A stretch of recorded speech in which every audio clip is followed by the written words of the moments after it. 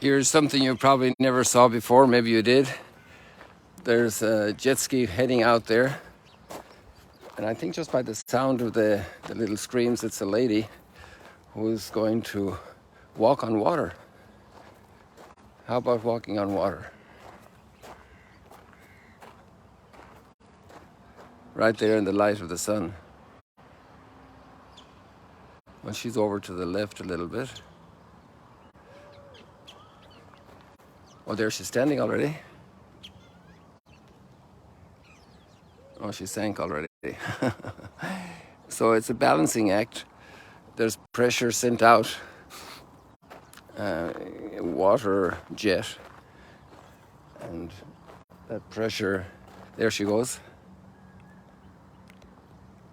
Oh, she went down again. It takes a while for them sometimes. It's a sport that's becoming a little bit more popular here. And it's a real balancing exercise. We'll see if she makes it. We'll pay a little attention here when they're ready to go. Maybe I should come back here for this nice perspective.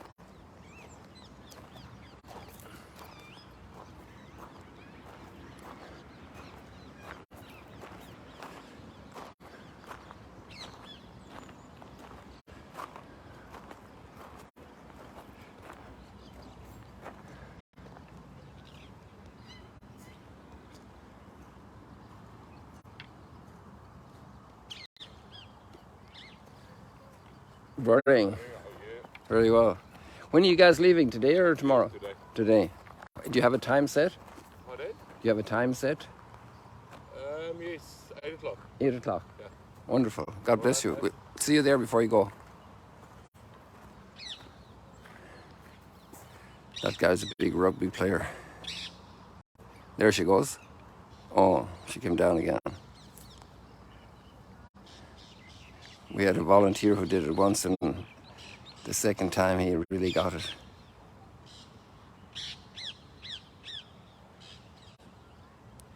There's obviously a little fatigue involved if you try a number of times. Maybe also a mental nervous fatigue in a way. But then when you get it, oh, there she goes. Look, watch, watch, watch. She didn't last long. But sometimes they're out there for a couple of minutes walking, and they can shoot them up pretty high if they increase the pressure in the water jet. It's amazing how, there we go again.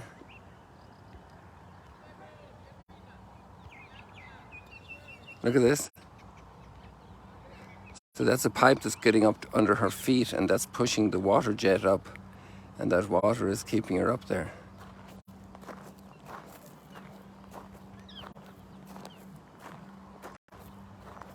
I wanted to get her in the light of the sun if I can. Oh, there she goes down again. But she did it well this time, much better than the last time. I wonder if she'll try again. Good morning. Yes, it's incredible, yeah. It's beautiful. There we go again, watch her.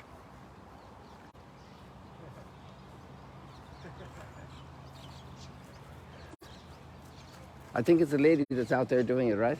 Huh? From the screams, it's a lady who's doing it. Or a little boy, maybe. A boy, maybe. No, that's a bigger person, though. Yeah. I thought it was small, but maybe it is. No, I don't think it's a boy. I think it's a person. Yeah. Oh, yeah. Okay.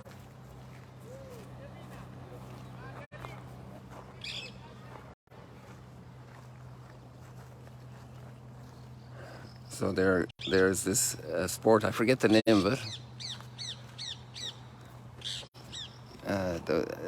I knew the name of it a year ago, a year and a half ago. Interesting how well,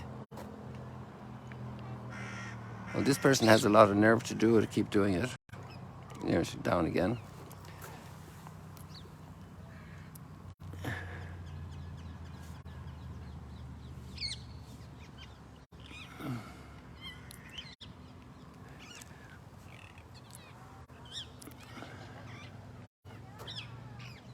It's a beautiful morning.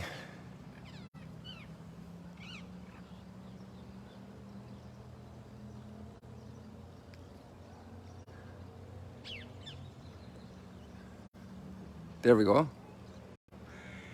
No.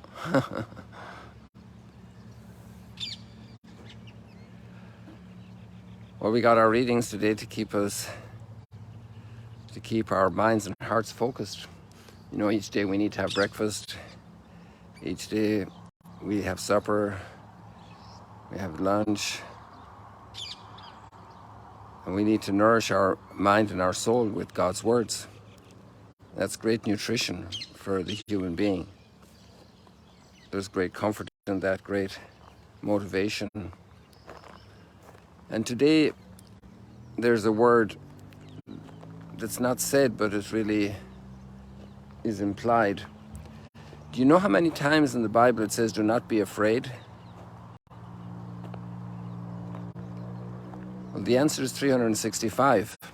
I haven't counted them personally, okay? So I'm relying on what other people have said. And if that's true, then today is also the same message. In the letter to the Thessalonians, it's the oldest written document we have of Christianity, almost for certain. And it's basically a message: do not be afraid. Do not be shocked. Do not lose your serenity and your balance no matter what's going on.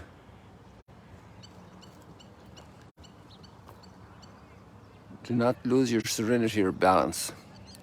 No matter what the trials are, no matter what the political instability is, no matter what the health situation is or the financial situation is, you just go ahead and do what God is asking you to do, because that's where we live faith, hope, and love. And if there are big persecutions, if there are major difficulties, if people have been hurtful and continue to hurt, that's not important. What's important is you keep your balance. You keep focused on Christ. You keep focused on God's gift of salvation. And you don't lose your balance. You remember Peter walking on the water, and he took his eyes off Jesus and he was just focused on the waves. And no wonder then he sank. And sure enough, there are a lot of things that press for our attention, that require our attention, and that can get us scared. How easily do we get scared? How easily do we lose our focus? That our mind and heart is focused on one who is always with us, Emmanuel, always with us.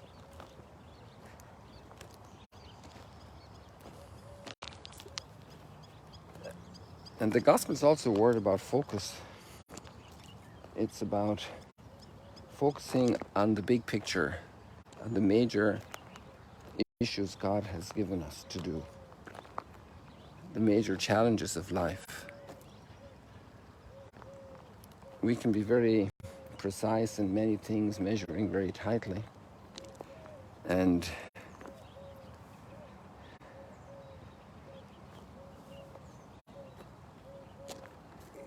little rules and regulations, and that can keep our attention completely. And we could miss charity, we could miss kindness, we could miss mercy.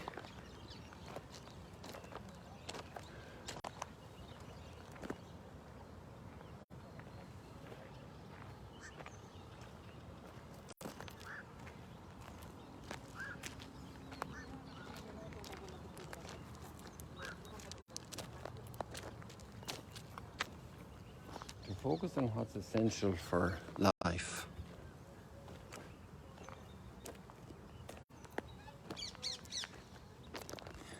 It's good to be precise, to take care of details.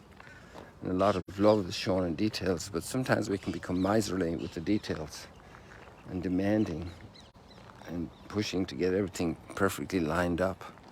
But we might be missing a lot of kindness and charity, a lot of mercy and goodness.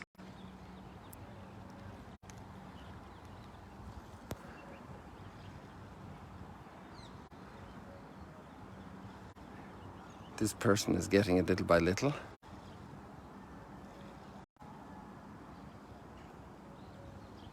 Very good. You see how little by little training. And that's the same with us. Sometimes we lose our balance and our serenity over something, and we collapse into fear, into tears, scared. But then we learn little by little, and no matter how difficult the conditions are, we can continue to grow in serenity, in confidence, in patience. Like that bishop who said, we have learned to not listen to fear.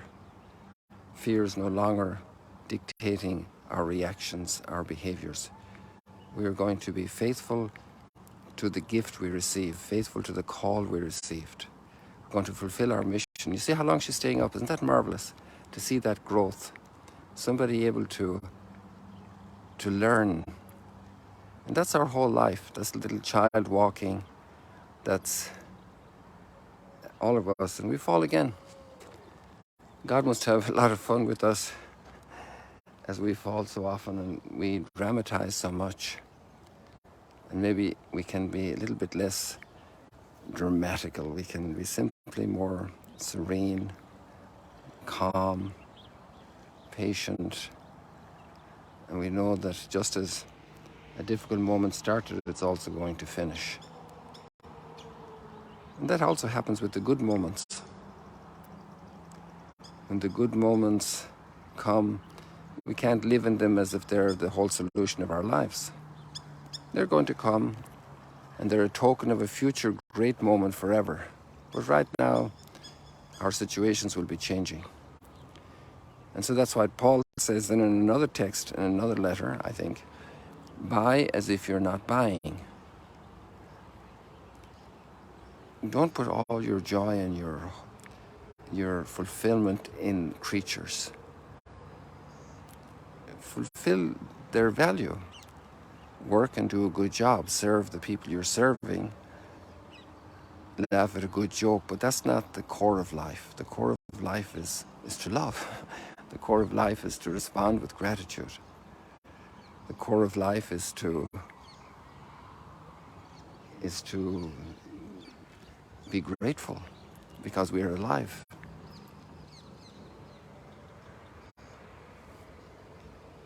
Good, I think we already saw quite a bit of growth in this person that's learning to walk on water in the Sea of Galilee. And Peter was drawn by Jesus' example, and he said, if it's you, Lord, call me and I'll walk with you. And sure enough, he started to walk, but then he started to sink. So we have a great opportunity now to walk with Jesus on the water of life, in the oceans, amid the storms, in the difficulties, doing our part through prayer and intercession for others, encouragement.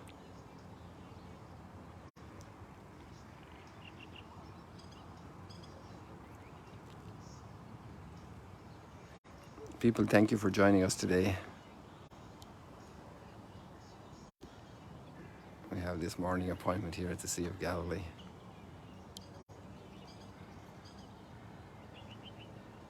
See you later, alligators.